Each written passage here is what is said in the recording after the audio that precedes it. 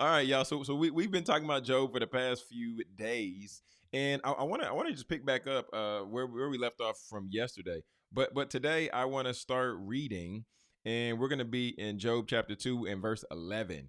And let's just go ahead and dive in. Let's go ahead and dive in. So yesterday I was talking about just ultimately being able to, like, can you still give God praise in the midst of pain, right? Can you still give God what he is worthy of and what he deserves? But now, verse 11, and the text reads, now when Job's three friends heard about all this adversity that had came upon him, they came, each one of them in his own place.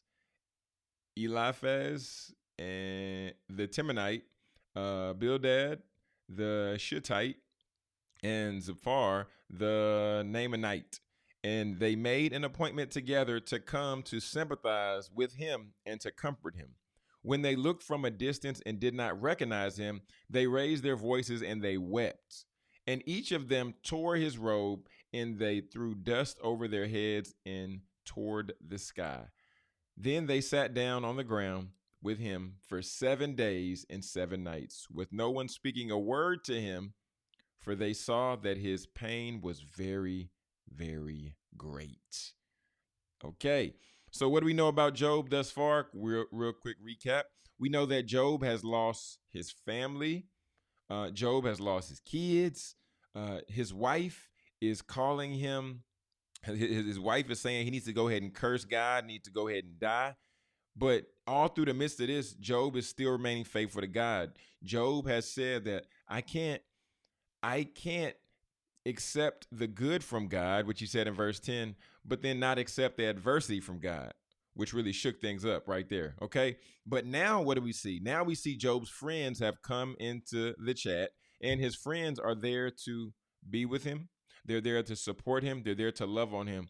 The question I have for you is this: do you have three people in your corner that if they seeing you going through a tough time, they won't tell you their opinions, they won't tell you what you should be doing, what you need to be doing, and how you need to get it done, but they'll just sit there and sympathize? Y'all, and I guess I'm projecting a little bit, because for me personally, right? For me, when it comes down to somebody saying, John, you need to, but do this, do that. You need to do this. You need to do that.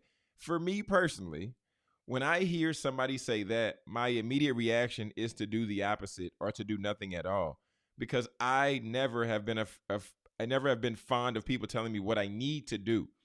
And imagine somebody in this situation. Imagine one of Job's three friends in this situation telling him, Job, you need to be praying more. Job, you need to get in your word. Job, you know what? You need to just scratch all this and you just need to go ahead and just pull the plug. Imagine that if he had those type of people speaking into his life at this point, where he's at his lowest point of life. Like, imagine what that outcome would be. One, they probably wouldn't be friends with Job no more. And two, based on the fact of the loss and the tragedy that he has seen in the past amount of time, right? Because we don't know how much time it was that passed between the deaths, between him losing not only family, but also just losing everything around him, right? But imagine how to respond to that. So I just want to encourage you today and to consider, do you have, not only do you have just three friends that will sit there, they'll empathize with you, they'll rock with you, they'll make sure that you're good, but do you have three friends that through the midst of a tough time, they'll cry with you? Do you have three friends that will intercede and will go to God on your behalf? Right? Because in the Bible, there's a verse where it talks about that when we're in a time and a situation to where when we can't even get out words, but we moan and we groan to God, not groan, but we're moaning and we're trying to get out the word. We're trying to get out a prayer. It says the Holy Spirit ultimately will be able to interpret our cries, right? So do you have three friends, or do you have a friend that can get on their knees and that they can put up a prayer to heaven and they can pull heaven down to where God will intercede? If you don't have one, I would encourage you to just begin to look around you and then even begin to ask God, like, God, in this season of my life, I don't know what's coming. I don't know what's brewing. I don't know what you have for me. But ultimately, God, what I do know is that I want to be dependent upon you, and I want you to send the right people in my circle. And I'm telling y'all this because there was a point in my life to where I was going out in Dallas, hitting uptown all the time, just living a life that was frivolous and living a life that just ultimately didn't have any eternal value. You understand me? Like I wasn't doing things for the kingdom. I was just doing things for bottle service in the club, in the bar, whatever it might be. And I was hanging out with my friends that I was hanging out with, and that was just the life that we were living. But if I needed somebody to get a prayer to heaven, those friends wouldn't have been able to get it to heaven.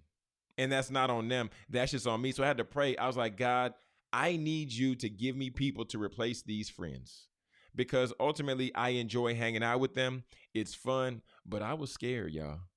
I was scared because I'm like, if I don't have these friends, then my like my new normal is disrupted. I don't know what to do. Help me, Lord.